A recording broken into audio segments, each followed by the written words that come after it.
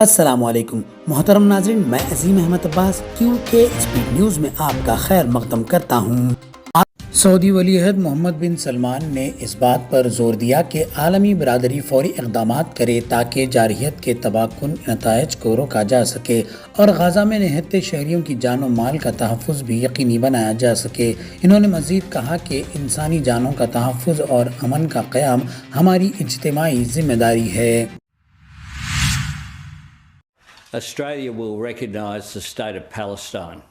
Australia کے وزیر اعظم اینتونی البانی نے اعلان کیا ہے کہ آسٹریلیا فلسطین کو بطور ریاست تسلیم کرے گا اور اس فیصلے کو ستمبر میں اقوام متحدہ کی جنرل اسمبلی میں باضابطہ شکل دی جائے گی۔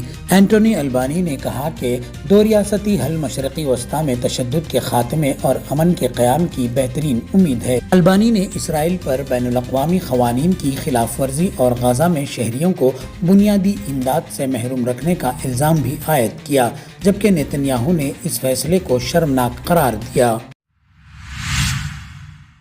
امریکی صدر ڈونلڈ ٹرمپ نے کہا ہے کہ بے گھر افراد کو فوری طور پر واشنگٹن ڈی سی چھوڑ دینا چاہیے اور وفاقی پولیس اس حوالے سے جارحانہ کارروائی کرے گی۔ ٹرمپ نے دارالحکومت کو وفاقی کنٹرول میں لانے کی تجویز بھی دی اور کہا کہ بے گھر افراد کو شہر سے دور متبادل جگہ فراہم کی جائے گی، جبکہ مجرموں کو جیل بھیجا جائے گا۔ یہ بیان انہوں نے ٹروتھ سوشل میڈیا پر کیمپوں اور کوڑے کرکٹ کی تصاویر کے ساتھ جاری کیا۔ جرمن چانسلر فریڈرک مرز نے کہا ہے کہ غزہ میں اسرائیلی فوجی کارروائیوں میں توسیع کے منصوبے کے باعث جرمنی اسرائیل کو ہتھیاروں کی برآمدات روک رہا ہے۔ مرز کا کہنا تھا کہ ہم اس تنازع کو مزید فوجی ذرائع سے نہیں بڑھا سکتے بلکہ سفارتی حل چاہتے ہیں۔ انہوں نے خبردار کیا کہ اس منصوبے سے لاکھوں شہری متاثر ہو سکتے ہیں، تاہم انہوں نے واضح کیا کہ جرمنی کی اسرائیل کے ساتھ 80 سالہ پالیسی میں کوئی تبدیلی نہیں آئے گی۔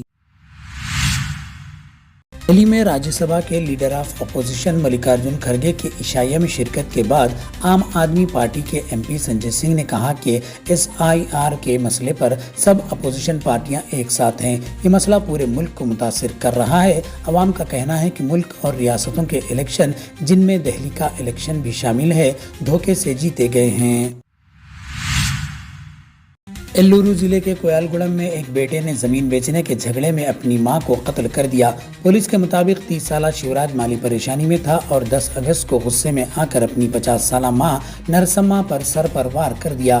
زخمی حالت میں انہیں ہاسپٹل لے جایا گیا مگر کاکیناڈا میں دم توڑ گئی۔ پولیس نے ملزم کو گرفتار کر کے مقدمہ درج کر لیا۔ اس واقعے پر YSR کانگریس نے حکومت پر امن و امان کی ناکامی کا الزام لگایا۔ سری سائلم گھاٹ پر دورنال کے قریب 2 RTC بسیں آپس میں ٹکرا گئی، جس سے کئی مسافر اور ڈرائیور معمولی زخمی ہو گئے۔ زخمیوں کو فوری طور پر سرکاری ہاسپٹل منتقل کیا گیا۔ حادثے کے بعد تقریباً 10 کلومیٹر تک ٹریفک جام لگا رہا۔ عینی شاہدین کا کہنا ہے کہ 3 گھنٹے گزرنے کے باوجود حکام کی جانب سے کوئی مؤثر کارروائی نہیں کی گئی، جس پر عوام نے شدید ناراضگی کا اظہار کیا۔ حضور آباد منڈل میں یوریا کی کمی کے خلاف کسان سڑک پر اتر آئے اور کریم نگر جمی کھنٹا شاہراہ پر دھرنا دیا۔ کسانوں کا کہنا ہے کہ سوسائٹی میں انہیں مطلوبہ مقدار میں یوریا نہیں مل رہا، جبکہ حکومت قلت نہ ہونے کا دعویٰ کر رہی ہے۔ کسانوں نے الزام لگایا کہ حکومت کا یہ دعویٰ زمینی حقیقت کے برعکس ہے اور فوری طور پر مسئلہ حل کرنے کا مطالبہ کیا۔ مشہور اداکار رانا ڈگوباٹی آج انفورسمنٹ ڈائریکٹوریٹ کے دفتر میں پیش ہوئے۔ ذرائع کے مطابق انہیں بیٹنگ ایپس کیس میں پوچھ تاچھ کے لیے بلایا گیا تھا۔ ED حکام نے رانا سے مالی لین دین اور کیس سے جڑے دیگر معاملات پر سوال کیے۔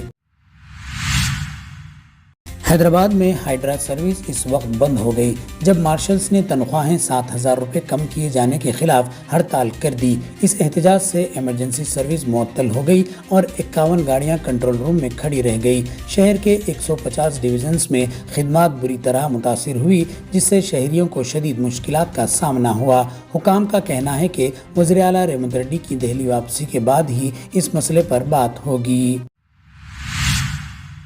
آپ دیکھ رہے تھے QK اسپیڈ نیوز۔ اپنے دوست عظیم احمد عباس کو دیجیے اجازت۔ لیٹسٹ اپڈیٹ کے لیے ہمارے چینل کو لائک، شیئر، سبسکرائب کرنا نہ بھولیں۔